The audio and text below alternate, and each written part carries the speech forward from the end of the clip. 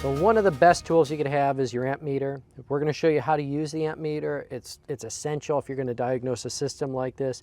It tells you so much information about the wiring. This system is built with 3 wires, which is really low for a halogen system. It may work okay for an LED system, but Josh, why don't you get out that's an ideal, usually ideal or Fluke or your 2 big testers, or some that you might buy cheaper, but they're really good brands.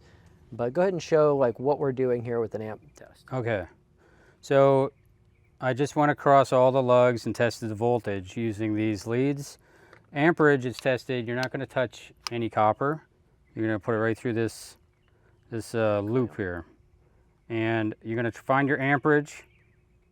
Click your tester over to that. And then all you need to do is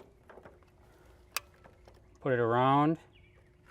This one is at 0.13. So means nothing's on it, basically. So we have 2 wires.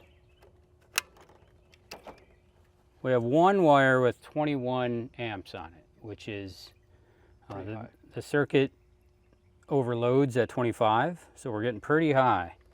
And the other wires are both at 0. So this is an older halogen system. That could mean a cut wire or a lot of burned out bulbs. Now go ahead and check the primary side. So this is the secondary side. Everything runs on a 25 amp circuit. We typically don't like to go above 20. Usually about 80% capacity, because you do get a little surge at the beginning. That's really high, but it could be a small short in the system, could be just a bunch of halogen bulbs. And then the primary side, the 120 side, is going to be 1/10 of the amperage on it, because amperage is just watts divided by volts. So if you're 120 versus 12, it's just a 10 times difference. So Josh, show them on this one's really easy because they have. So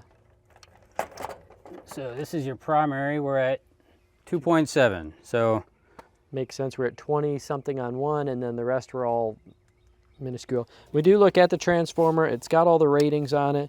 There's a date you could barely read. We were right on with the 2011, which is what we estimated the age of the system to be, somewhere in that, if it was designed or built in 2011, this system was probably installed somewhere in that 2011 to 2013 range.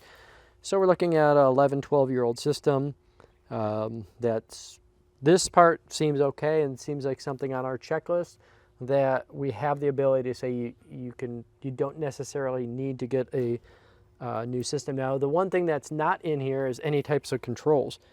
There's no photocell, there's no timer, there's no Lutron, there's no way that they're controlling this right now. It's probably why it's just laying on the ground, and why our customer called us here to say, my lights aren't working.